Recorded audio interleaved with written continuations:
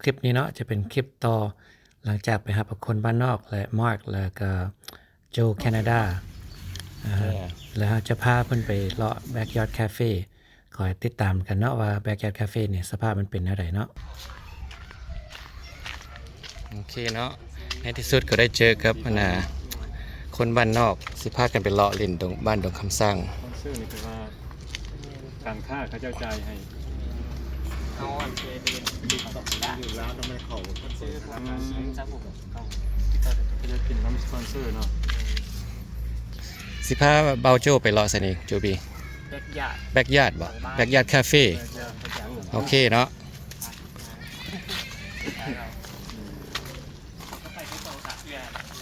อันนี้กันมาน้ำกันน้ำลานไซส์เนาะลานไซส์ชื่อก็โจอี้ก็โจบี้ So Mark, when's your wife gonna come over? She'll be here in February. Okay. Towards the end of February, she's packing up the dogs, and we're sending all our because I got I got thousands of pairs of shoes. Oh yeah. So we're putting everything in a container Uh-huh. and bringing it. Our clothes, our shoes. Okay. No furniture or nothing like that, but just our Right. clothes, our belongings, you know. Mm-hmm. Just throwing it on a container, putting it on a ship, and getting it sent over here. That's a lot of shoes. I do got a lot of shoes. I don't know why I'm so crazy about shoes, but most of my shoes are all collectors. Okay. Yeah. Throughout the year while I was in the U.S., you know, Uh-huh. I just bought shoes and I never wore them. I'd wrap them up, and the ones that I don't wear, I'd wrap them up. And well, it's good land right here. Yeah. Looks like it's been bought out. They can make a lot of money selling it. Yeah, there's a house over there. Yeah. Yeah, this is a really nice palm too. Like it's already gated, and plus, this is like nice entryway right here. โจมันกกไม้นะงามนี่เอาบ้านมาสร้างเส้นมาปลูกซะนี่กำลังก่อสร้าง You know, the construction here is amazing. How fast they put it up without all the modern technology tools and things. Yeah, like they that. make use of what they have, Yeah. ทางมันสูงรถสามารถไปเกิดไหนได้ ไปเพิ่งเขียนมึงนี่ แต่ที่สิเป็นลานจอดรถ โอ้มองจอดรถเนาะเพราะว่าเพิ่นขายอยู่ในหั่นเนาะ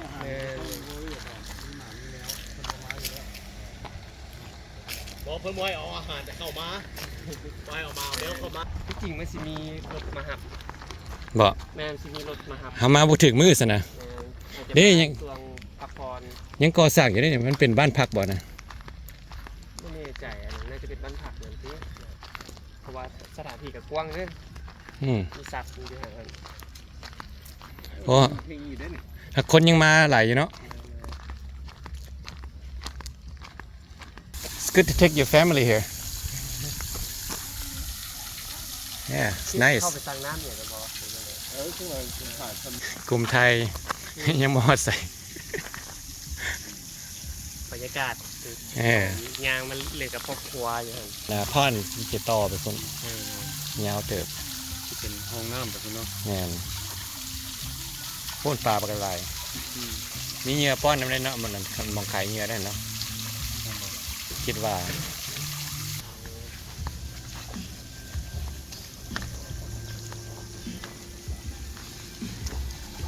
นี่ก็มีหม่องชมวิวโอ้มีขัวอีกถ้าผู้ใดมาเนาะแนะนำได้เด้อนี่เด้อก็งามดีเห็นอยี่น้ำคลิปกับมาแท้มันต่างกันหลายฉะนั้นแนะนำมามีหม่องยางหลายพุ่นทั้งหลังก็มีหนองบัว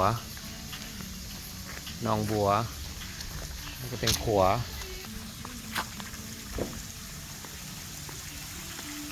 นี่มองนั่งกิน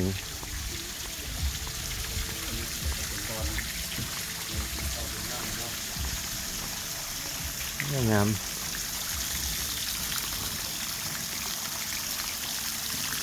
พุ่นไม่มองย่างไปพุ่นอีกมีขัวอีกถ่ายรูป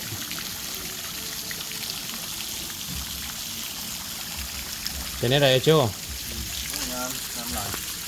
แตกลายนี่เนาะบางคนแบบอยากมานั่งพักผ่อน get away from the city กว้างดีเนาะกว้างตามีพ่อนมีอย่างให้เบิ่งมองถ่ายรูป ธรรมชาติ It's ขยายต่อขึ้น แมนกำลังปรับปรุงอยู่ได้นี่อันนี้นี่เป็นพิซซ่าโอเว่นได้นี่พิซซ่าโอเว่นได้นี่ เบกพิซซ่าบ่ แมนคิดว่าละ ที่เป็นห้านพิซซ่าของเพิ่นเนาะขออนุญาตเบิ่งดู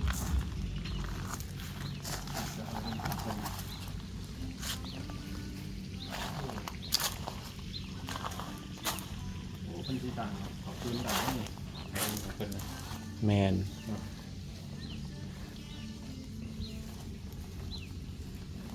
กว้างขนาดดินนะนองกับกระไรตะกี้เป็นให้เป็นนาเบิดแถวนี้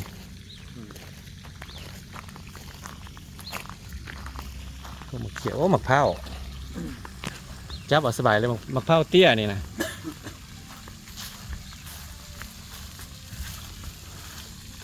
เป็นตะแซบก็มะพร้าวเตี้ย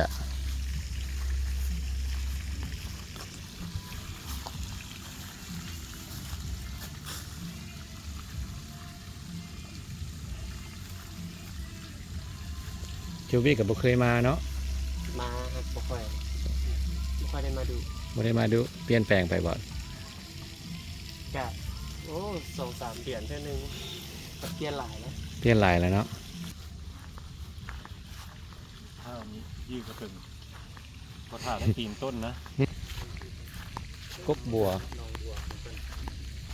ก็เป็นใบบัวดอกบัวงามแน่นี่เลยถ้าพอได้มานี่มาแวะนี่เด้อ Backyard Cafe นี่ครัว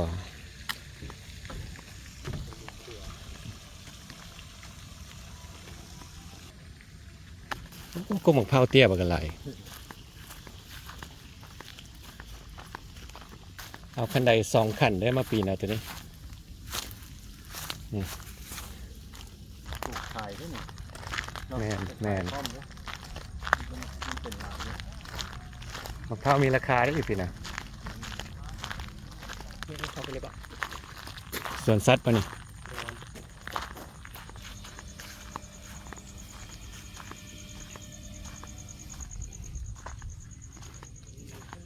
ก็เป็นโบจูบี้คิดว่าจักเฮกตาร์ในดินเพิ่นนี่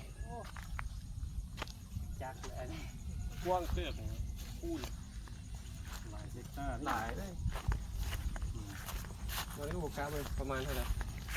เขาย่างยังบ่บ่ได้ไป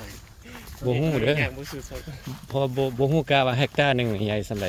4บ่หรือ4ไร่บ่ สักน้อยเพิ่น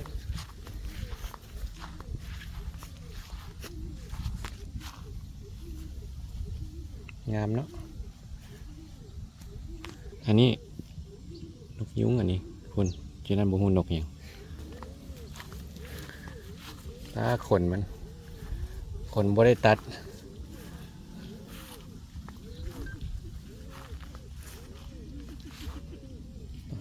ตัวนั้นมีเข่าได้ไหน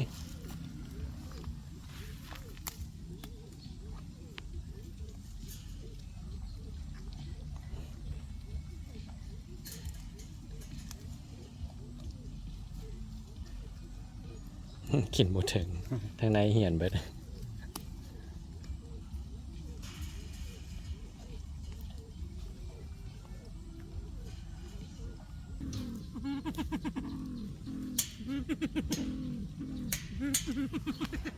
ยืนนะจูบี้สูง เนี่ย มันตะกบนี่ตัวนั้นน้ำ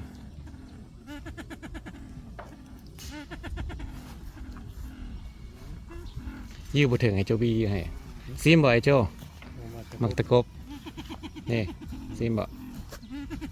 ตัวน้อยใหญ่ๆนะโจบี้สูงยื้อเอาให้ได้เลย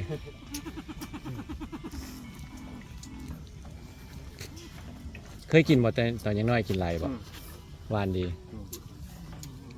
พูดมาละลาย เหมือนเป็นจ่าฝูงบ่ คิดว่าเด้อมึงเป็นแนมนะ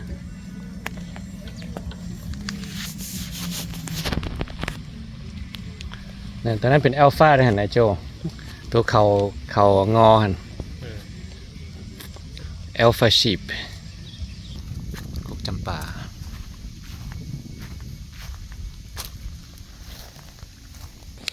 นี่นะ อืม จับละหุบนะ ไอ้จูฮู้บ่ ถามไอ้โจ้ของนั่นนะมันเล่นดอกตอนยังน้อยเล่นตลอด ก็มักเล็ก แล้วโบเห็นเนาะอันนั้นหมากระเบิดวะมันเป็นดำๆแหลมๆนะอันอมแล้วมันโบสันกระถึกน้ำแล้วแตกปอก อืม ไอ้โจ้ฮู้บ่กกอย่างอันนี้ ดอก โอ้หญ้ายุบ หญ้ายุบหญ้ายุบแม่นแหละ ตัวเล็กเนาะ หญ้ายุบกระต่ายเต่าฝากนั่นโอ้หลายตัวได้เลย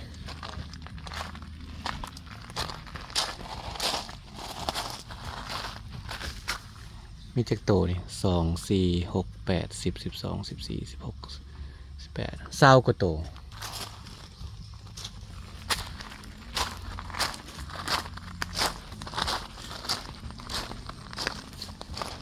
อันนี้เบี้ยอย่างนั้นนี่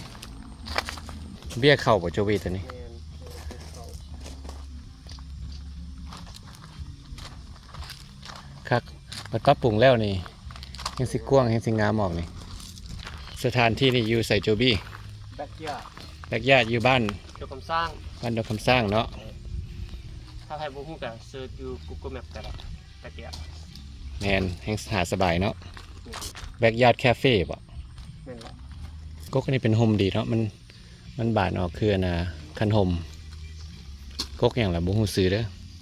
ไปหูคามันมาเนี่ยคนโจบี้ยืดแทงนะคนมาหลายเนาะ แม่น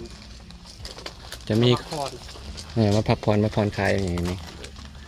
ก็เหมาะสมดีก็งามดีอันกิจกรรมของนี่เฉพาะตัวนี้แต้มรูปแต้มอย่างครับตัวนั้นเป็นห้านอาหารสั่งเนาะ แม่น ตัวนั้นเป็นห้านอาหารสั่ง คาเฟ่ คาเฟ่เด็กมองนี้พาขึ้นบ่ได้เพิ่นทาสีอยู่ ขออนุญาตเด้อโอ้มีสไลด์อีกทาสีแล้วเหรอบ่แบ็กยาร์ดคาเฟ่เนาะอันนี้ทางใน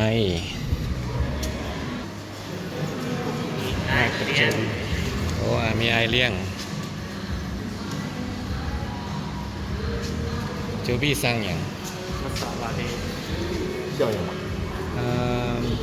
ขอบใจเด้อ เป็นยา ขอบใจไม่เจอว่าถึงเลยมาผ้าพันปิดมาขายอยู่นี่เนาะทำหน่วยเท่าไหร่ได้ทำหรือเปล่า ผู้คนมาสั่งที่นี่ประชัน โอ้สั่งอยี่นี่หรือเปล่าอีหันข้างนอกและนางในห้องแอร์ถ้าผู้ใดมักอากาศสดก็นั่งอันนี้เนาะก็จะเป็นสภาพของ Backyard Cafe จะเป็นหม่องที่งามหลายจนเอาครอบครัวมาเล่นเด็กน้อยก็จะมักเนาะ